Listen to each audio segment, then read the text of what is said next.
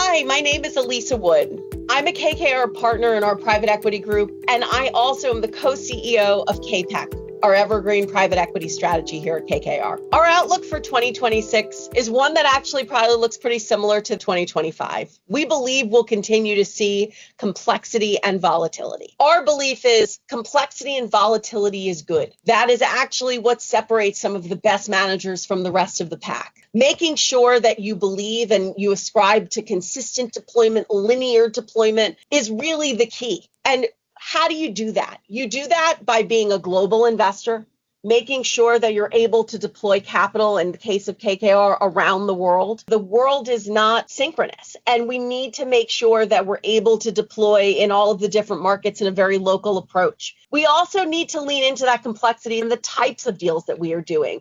When you have more volatility in the public markets, public to privates remain really, really interesting. We think that will continue going into next year. We also think corporate carve-outs are very interesting. Now, these are where you buy non-core assets out of large conglomerates.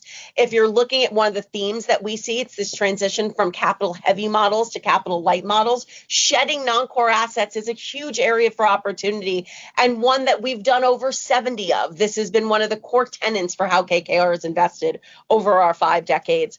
And the final piece is partnering with entrepreneurs, founders, families. Our assets are our people.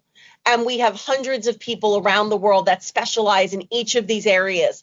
And being able to deploy those in these complex and volatile markets really allows us to stand out.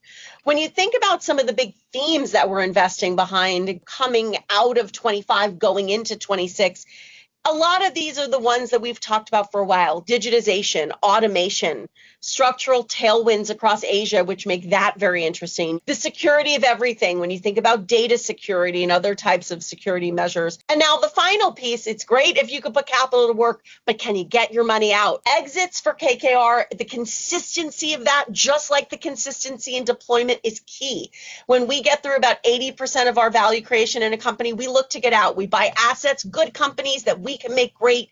We're buying businesses that have multiple ways to win and multiple potential buyers. It should go without saying that there is vastly a need for privates and private investing in an asset allocation. I don't think it's an alternative or a niche asset class anymore, but really a core component of modern long-term equity allocation. What I think is very important and interesting is the fact that we've taken this approach to investing in privates and have turned it on its head a little bit using this evergreen strategy. This evergreen strategy allows for greater access. You can choose when you invest, you can choose when you exit, and you can have that continuous deployment and compounding of the assets and returns in what we're investing in and what we're buying. We have over 70 companies in our vehicle. We have very broad diversification. We've had very strong deployment over the last 2+ years that we've been launched, and we think we are well positioned for continued success. This is a portfolio that continues to grow.